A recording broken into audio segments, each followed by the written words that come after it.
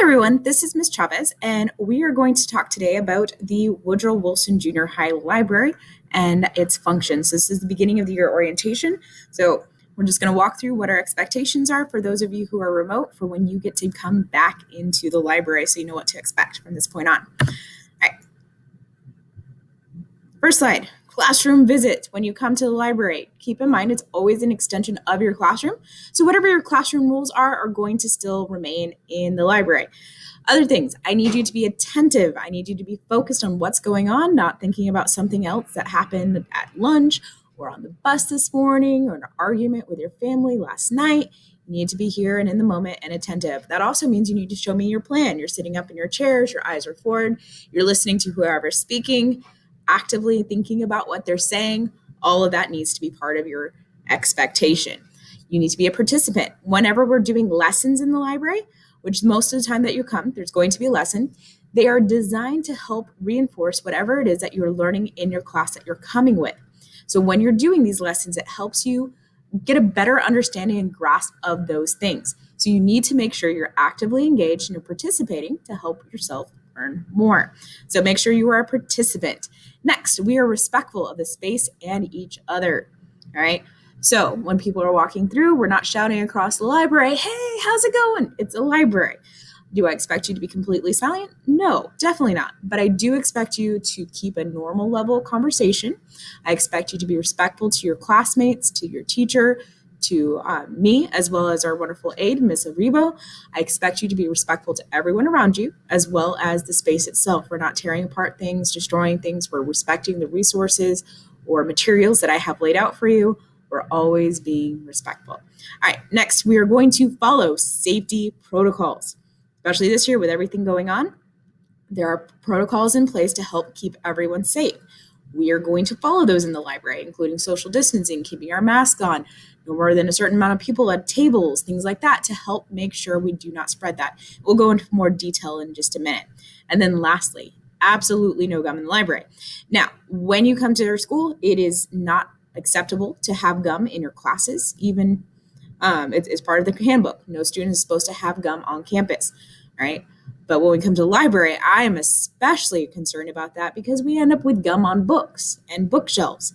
There is nothing worse than trying to clean gum off the pages of a book that everyone loves and now has to be thrown in the trash, or I have to spend hours trying to clean it just so people can check it out because somebody can't put gum in the trash where they're supposed to. Even if you are one of those people who can put it in the trash, we're still not allowing gum. So that's the quickest way to get a write-up with me, is having gum in the library. Obviously, the first time you come in, it's not a write-up, but after that, after I give you this warning, you are now held to that expectation that you will not have gum in that library, or in our library. So make sure you do not have it. All right, next thing, safety protocols. So I told you we'd go in more detail. Seating, for instance, our long tables in the area where we have most of our lesson, those are 6 feet apart. So we can have two people at each of those tables on either end. On our small round tables that are off to the side by the Texas flag, those are only allowing one person because they're not big enough for any more than that. At the computers, only one person can be at the computers at a time. And also on our couches, we are only able to have one person per couch. So make sure we're following that as we are moving about the library and doing our lessons. Checking out books, one of the things that we need to keep in mind, because our whole purpose in being in the library, other than our lessons, is to check out books. We need books to read. So to keep things safe with that, you're going to sanitize your hands before you go to look for a book. You're going to sanitize them before you use a computer. And you're going to sanitize them again before touching the keypad to actually check out. When you type in your lunch number, that keypad, we sanitize our hands before we touch it. That way we make sure you don't have any germs before touching those things, and it helps keep everyone safe because I can't just spray them down between every single user. All right, thank you for following those. Next, things not to do in the library. All right, running and playing tags in the stacks. This can be a problem, and we have a fun little example of what that could possibly look like, and some also example of how it could not go well. So as soon as that loads, as we have a student running, playing tag.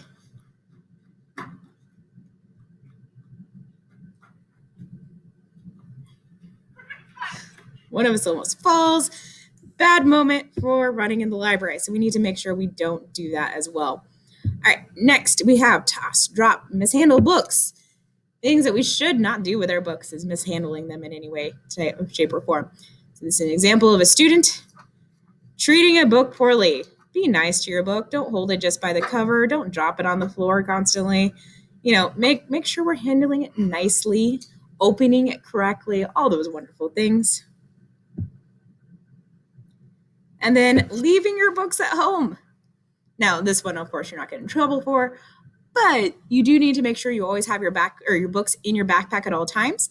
Anytime you're coming to the library, it is expected that you have your book, but also in class. Anytime you have downtime, it is expected that you have that book with you so you can be reading.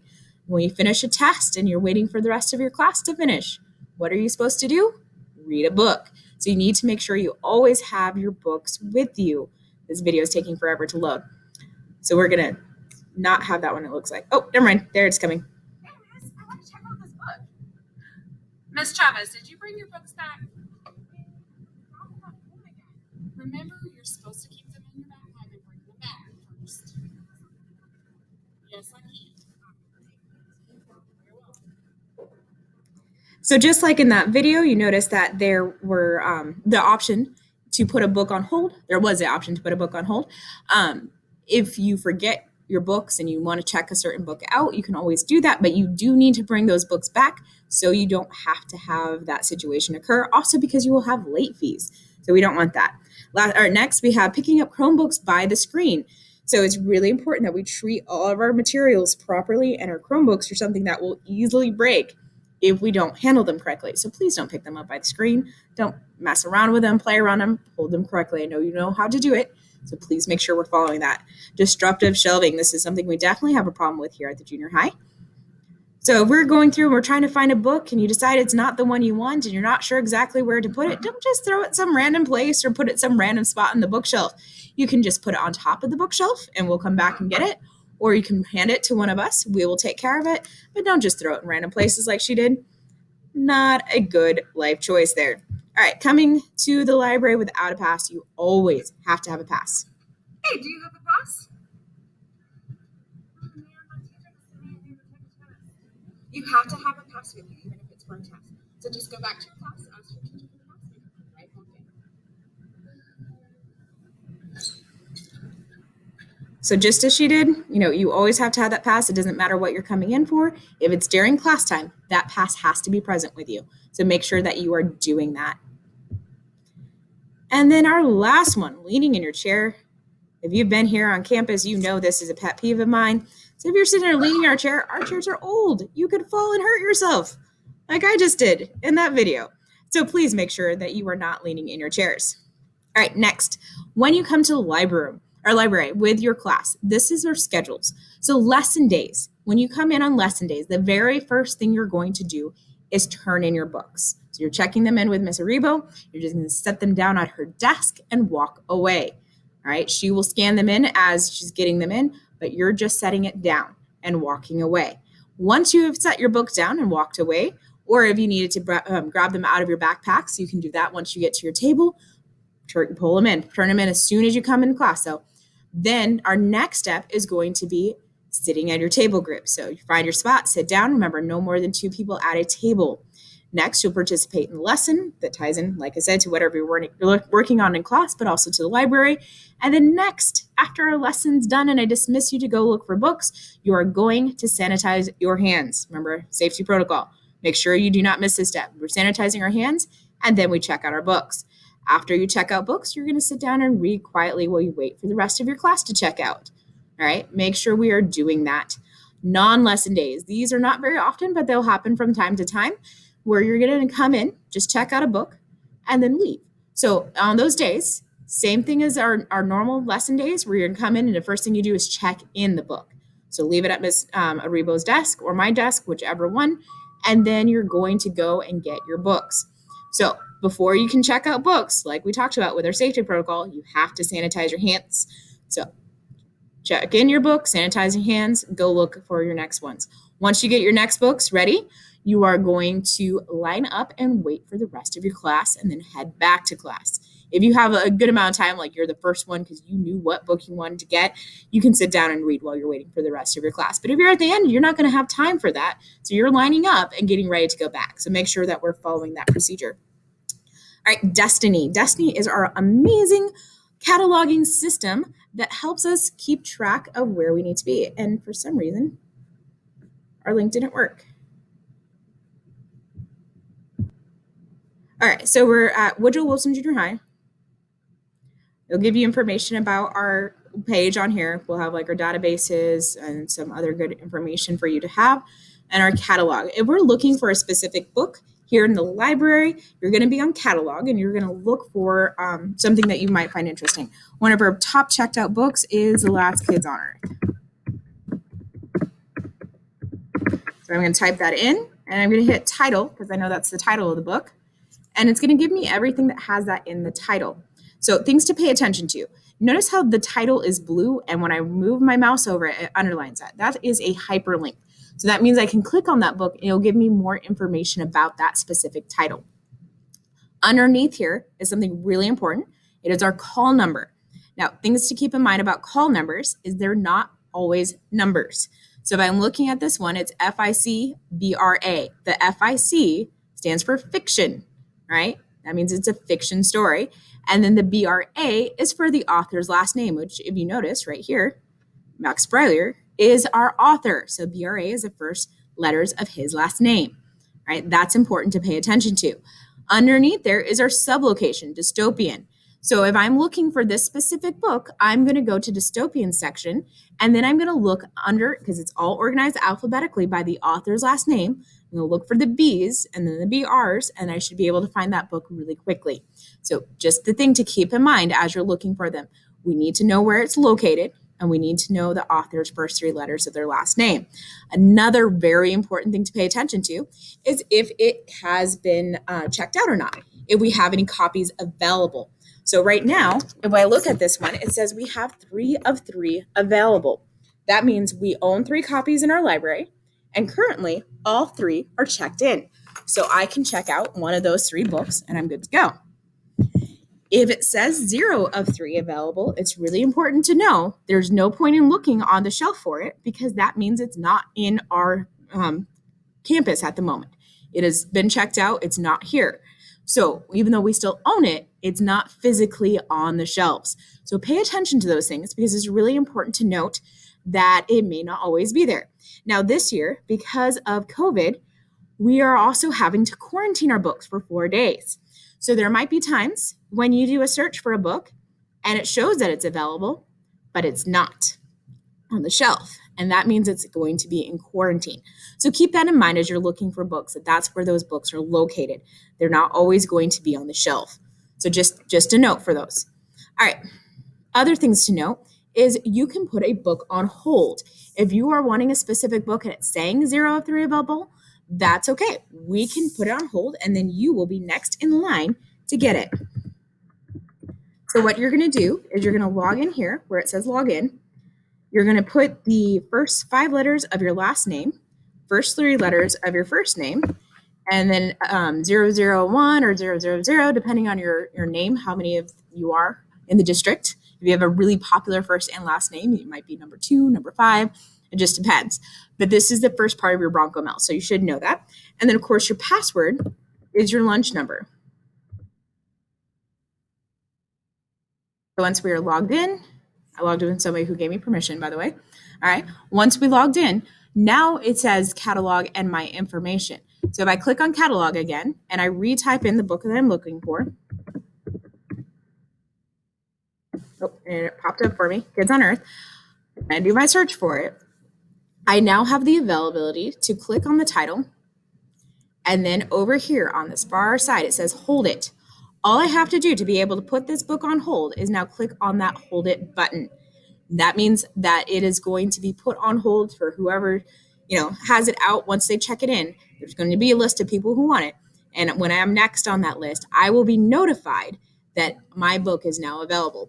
So notice this one was currently available because we had 5 of 5 copies. Now to know it says 4 of 5 copies, but it also gives me a time to pick up.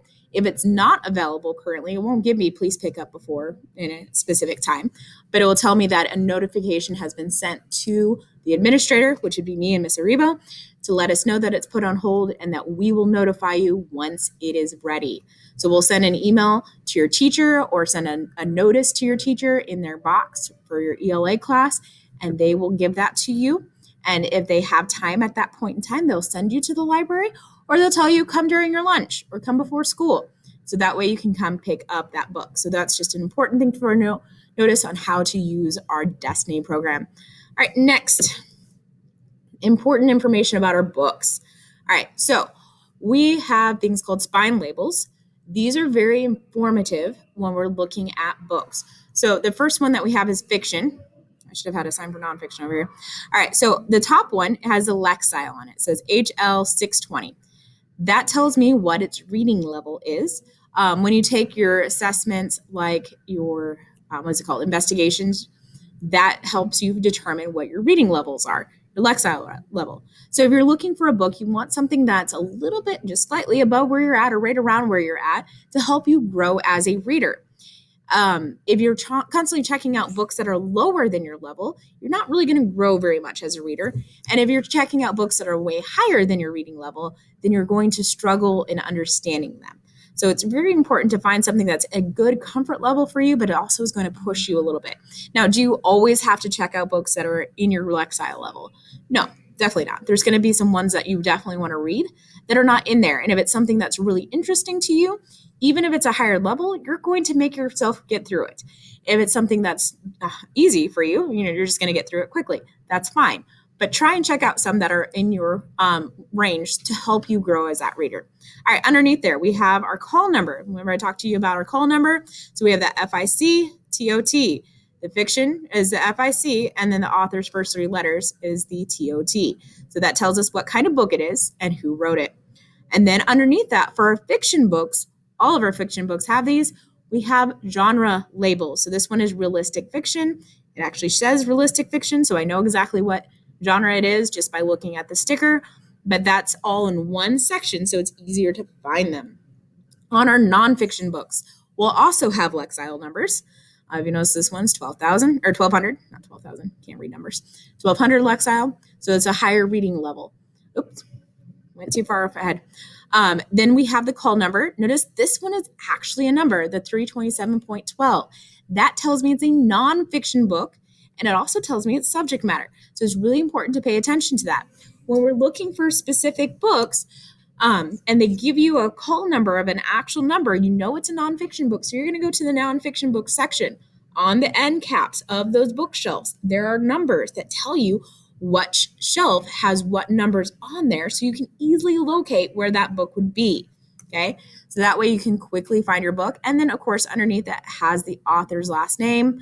This one's JAN, so the first three letters of their last name. Other call numbers to pay attention to, because they're not always FIC or an actual number. We have SC, which stands for Story Collection. These are great books. These are ones that are going to have a whole bunch of short stories for you to read. If you are not into long stories or you're not sure you're going to like a book, these are great because you can read through and just pick which ones you want to read. B, anytime we have a call number with a B on it, that means biography. So we're looking for those. Those are all together in one section, organized alphabetically by the name of the person it's written about, not by the author. This is the only section that's not by the author. And then next we have SPA, which means the book has been written in Spanish. All right, so make sure you're paying attention to those. Those also have a Spanish label on them, kind of like the genre labels, but it's a formatting label. So that way we know that it's in Spanish and we're not going to check that out if we don't read in Spanish. Now, if we do read in Spanish, you definitely need to check it out. All right, so book information as far as our genre labels. You have realistic fiction. That's the I and the thought. These are your stories that seem like they could be real, but they're not, okay? They're made up. Sports fits into that subcategory as a subcategory of realistic fiction. It's a realistic fiction story, but the plot revolves around sporting events of some sort, like hockey or basketball or the Super Bowl with football, something like that. Romance. Romance is you're going to see elements of romance in your realistic fiction, in your humor, your adventure, mystery, fantasy, all of them. Every single category has some books that have romance in them, but these stories are driven, or the plot is driven by the romance. So just keep that in mind. If you're looking for something that's only about a love story, that's going to be in the romance section. If you're looking for an adventure story that has some romantic elements to it, that's going to be in the adventure section. All right, humor. Those are your funny books like Diary of a Wimpy Kid, Timmy Failure, Flora and Ulysses and Flora. Sorry, I said it backwards. Great stories, but they're really funny. Adventure is our next one. This one, our main characters are going on some sort of a quest. We have like animals as the characters. They're going some sort of journey. Lots of action going on in those. Mystery stories, our main characters are trying to solve some sort of a crime or murder or something like that. So they're sleuths. They are solving mysteries. Next, we have horror and suspense. Notice there's a ghost on there. So that's where you're going to see your ghost stories. But just keep in mind, it's not all horror. There's some that are just suspenseful stories. So they're really intense. Like there's one about a girl who was kidnapped and she's, stuck in the back of a trunk. It's not really scary, but it's definitely an intense story. Historical fiction. This is kind of like realistic fiction. In fact, it feels like it could be real, but it's happening in the past around actual historical events, but our main characters are made up. So it's not a real thing. We can learn a lot of history through them. It's one of my favorite sections, actually, but it's made up stories that are happening in the past around real events in history. So pretty cool. Science fiction. Science fiction's a lot of fun. That's where you're going to have your aliens and spacecraft, like the picture, time travels, advanced technologies that we don't see anywhere else. In fact, a lot of our superhero books are going to be in the science fiction section. So that's a cool place to check out. Fantasy. Fantasy, the key word in fantasy is going to be magic. If there is magic going on, it's going to be in fantasy. So think like Harry Potter, Percy Jackson. What is that other one? Can't think of the names of them. Anyways, there's a lot of fantasy ones. It's a really great section to check out as well. Wonderful stories. Dystopian. This is the one that most of our students who are coming in from other places or elementary have not heard of. Dystopian stories are stories that are post-apocalyptic. The world as we know it right now has ended for some reason. Some major event or war has happened, and this is the remainder of society trying to eke out an existence. Generally, the government is corrupt. There's all sorts of problems, but that's a dystopian concept. So books to look for in that would be Divergent, Hunger Games, Forest of Hands and Teeth, Scythe. Books like that are all in that section. Really great section to read.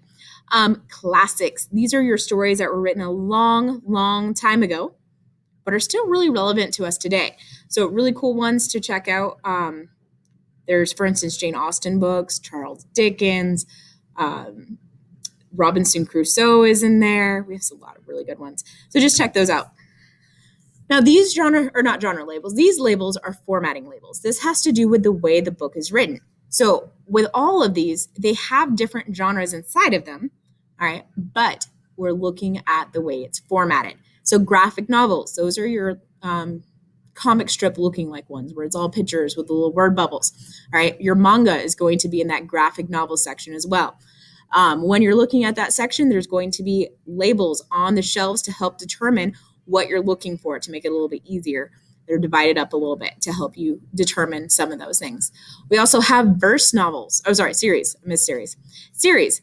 Our series section is mostly going to be where you're looking at a series that's written by a lot of different authors, like the 39 Clues or the Ring series, or even like Horizon. Great sci-fi series, by the way, Horizon. Highly recommend it. But you're not going to see like Harry Potter in there. That's going to be in fantasy. Mainly because I want you to branch out just from Harry Potter. If you love Harry Potter, I want you to find books around it that are the same kind of concept, but it's not the same thing, okay? So look for those in your series section. And then verse novels. Verse novels, these are really cool. The whole entire story is written in poetry format. Still has the full plot development of a regular story, but all written in poetry. So we have a pretty cool section of that. Those are pretty quick reads because of the fact they're a free verse poem generally. So nice, easy read, but a lot of really good information in those. My favorite ones, Love That Dog. It's a really good story. All right, and then next is Spanish. Obviously, if they're in Spanish, they're going to be in a little bit different section. We need to pay attention to that label. If you see that label and you are not a Spanish reader, don't check out that book. You need something that you can read. Now, if you read in both Spanish and English, or just in Spanish, and you need to work toward English, you can still check out books from there. In fact, I encourage you, as my bilingual people, you need to increase your reading level in both Spanish and English. I know that means more work for you, but it's good for you in the long run. So trust me, you're going to be smarter than everybody else when you do that. So make sure you're checking out those books. All right, so Spanish. Next are checkout limits. You are allowed to have 2 books checked out at any time. So if you still have books out from last year, those count against your 2-book limit. So make sure you turn them in. If you are a 6th grader and you're coming from elementary school and you still have books from your elementary school, guess what? You can bring them in to me and I will send them off to your librarian from last year. So that way they get taken care of and out of your limits. So make sure you bring those in and you don't have to worry about them, but you're only allowed to have 2 books at a time. Also, if you have fines from lost book, that counts against your 2 books.